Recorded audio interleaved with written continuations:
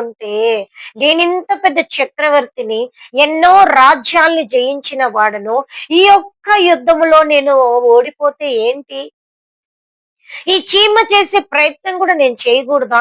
జీవితం మీద విరక్తితో ఒక రాజు అనే నేను రాజునై ఓడిపోయాను అనే ఒక సిగ్గుతో నేను నా సైన్యాన్ని, నా రాజ్యాన్ని కూడా వదులుకొని ఈ అడవిలోకొచ్చి ఒక పిచ్చివాడిలా తిరుగుతా ఉన్నాను.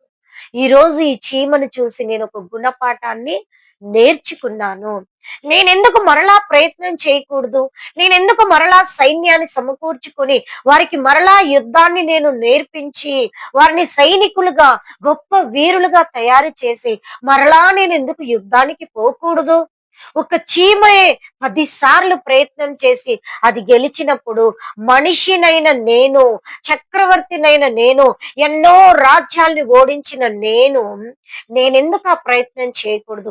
నేను పిచ్చివాడిలా ఎందుకు నేను ఈ అడవిలోకొచ్చానని చెప్పి, ఆ చీమను చూసి బుద్ధి తెచ్చుకొని, మరలా ఔరంగజేబ్ తన యొక్క రాజ్యంలోకి పోయి, తన సైన్యాన్ని, ఓడిపోయిన సైన్యాన్ని సమకూర్చుకొని, మరలా వారు ఆ యొక్క యుద్ధానికి కావలసిన ప్రతి ప్రాక్టీస్ ని చేసి మరలా యుద్ధంలో జయించారు. హల్లెలూయా!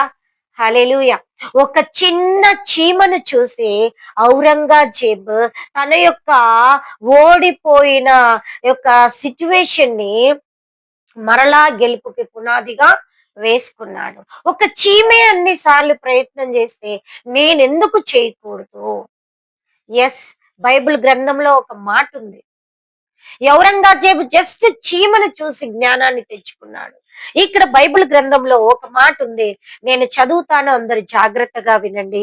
సామెతల గ్రంథము 6వ అధ్యాయము 6వ వచనం. సామెతల గ్రంథము 6వ అధ్యాయము 6వ వచనంలో, సోమరి చీమల యొద్దకు వెళ్ళుము, వాటి నడతలు కనిపెట్టి జ్ఞానము తెచ్చుకొనుము. హల్లెలూయా! హల్లెలూయా! ఇక్కడ దేవుని యొక్క వాక్యం చెప్తుంది ఏంటంటే, సోమరి నీవు చీమల యొద్దకు పో, వాటి నడతలను చూచి నీవు జ్ఞానము తెచ్చుకో అంటున్నాడు దేవుడు.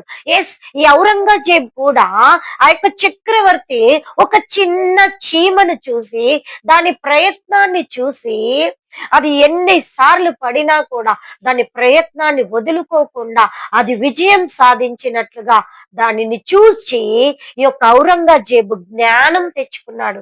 నేనింత పెద్ద మనిషిని, నేను మరలా ఎందుకు ఆ చీమ వలె ప్రయత్నం చేయకూడదు?